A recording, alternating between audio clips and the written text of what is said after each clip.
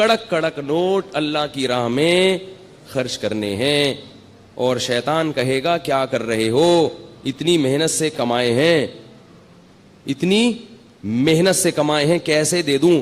دیکھو نبی نے کیا فرمایا, بہترین صدقہ کون سا ہے, دل تھام کے سنیں یہ حدیث, بہترین صدقہ کون سا ہے. فرمایا تأمل الغنى وتخشى الفقر, وہ صدقہ کہ رقم خرچ کرنے کے وقت تمہیں یہ خیال ہو کہ اگر میں نے یہ پیسے خرچ نہیں کیے تو ان پیسوں سے مزید پیسہ بنا سکتا ہوں, ان پیسوں سے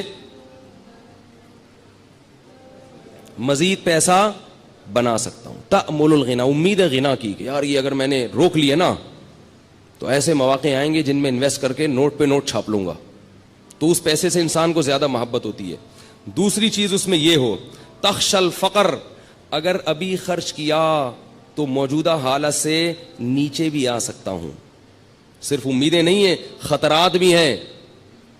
تأمل الغنى وتخشى الفقر, اور فرمایا ان تکون صحیحا شحیحا, صحت مند بھی ہو, ورنہ بعض دفعہ بڑھاپے میں انسان خوب صدقات و خیرات شروع کرتا ہے, اس کو پتا ہے اب میں دنیا سے جا رہا ہوں, یہ پیسہ میرے کام نہیں آئے گا, بچوں سے بنتی نہیں ہے, ان کو محروم کرنا ہے, تو یہ فلانے مدرسے میں دے دو اور فلاں مسجد میں دے دو. صحیح کا مطلب بالکل جوان ہٹا کٹا, ابھی کھانے پینے کی, لائف کو انجوائے کرنے کی عمر ہے.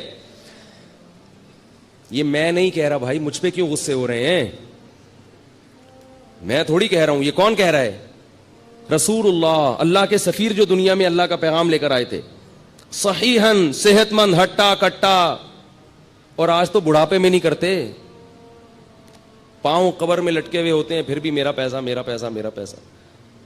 لیکن جوانی میں کرنا اور مشکل ہے. ان تکون صحیحاً, 4 شرطیں. دوسرا شحیحاً, شحیح, طبیعت میں کیا ہو, بخل ہو, جان نکل رہی ہو روکڑا, یعنی اپنی طبیعت بھی نہ آمادہ ہو رہی ہو. بعض دفعہ انسان میں ساری صفات ہوتی ہیں اور دل خرچ کر رہا ہوتا ہے اڑانے کا, ویسے ہی شو مارنے کے لیے, یا ویسے ہی کبھی کبھار موڈ اچھا ہوتا ہے نا انسان کا, آدمی کھلا دیتا ہے, بعد میں کہتا ہے یار یہ میں نے کیا کر دیا, اس دن میں نے اتنا پبلک کو اتنا کھلا دیا یار, میں تو مخروض ہو گیا. لیکن اس وقت جوش آیا ہوا تھا. فرمائے جوشیلی طبیعت نہ ہو, بلکہ شح کا کیا مطلب ہے, اندر طبیعت میں انقباض پیدا ہو رہا ہو, طبیعت یار کیا, جیسے نوٹ نکلتے ہوئے ایسا لگ رہا ہو جیسے کوئی کھال نکال رہا ہے آپ کی, کوئی کھال ادھیڑ رہا ہے, ایسے نوٹ ادھڑ رہا ہو. فرمایا یہ جو 4 صفتیں جس صدقے میں پائی جائیں گی, اس سے بہتر صدقہ بولو بھائی کوئی بھی نہیں. اور ہمارا صدقہ کیا ہوتا ہے, یہ والا نوٹ دے رہے ہیں کیونکہ یہ ویسے ہی اضافی ہے, اس میں کوئی کاروبار تو میں کر نہیں سکتا, ٹھیک ہے نا. نمبر 2, اتنا زبردست مولوی صاحب کا بیان سنے, ایک دم جوش پیدا ہو گیا ہے, اور مولوی صاحب نے بتایا تھا کہ یہ صدقہ کرو گے تو گھر میں وہ جو بلا ہے نا وہ ٹل جائے گی, ساس کا انتقال ہو جائے گا, اللہ نہ کرے.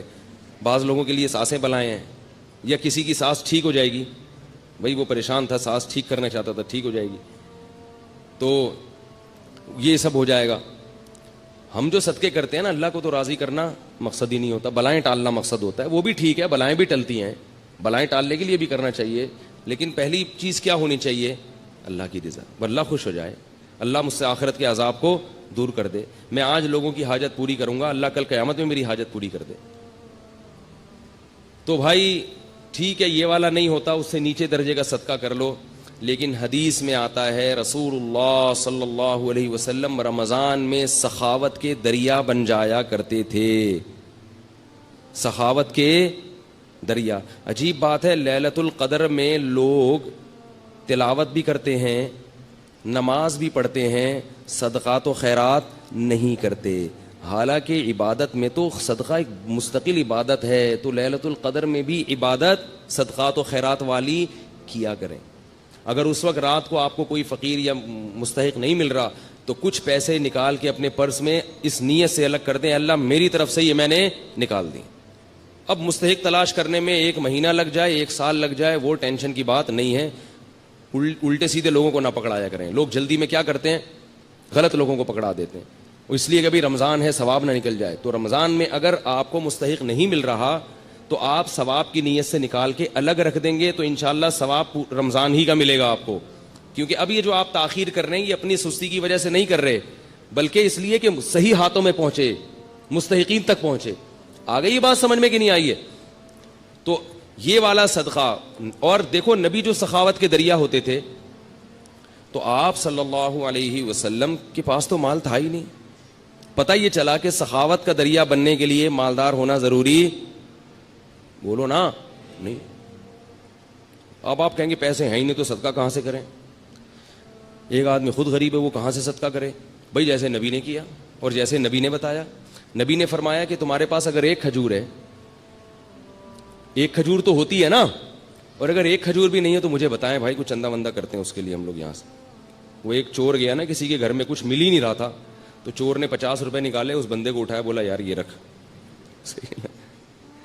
تو ایک کھجور تو ہوتی ہے بھائی سب کے پاس, تو صرف ایک کھجور ہے, اس سے زیادہ مسکین دنیا میں کوئی بھی نہیں ہے.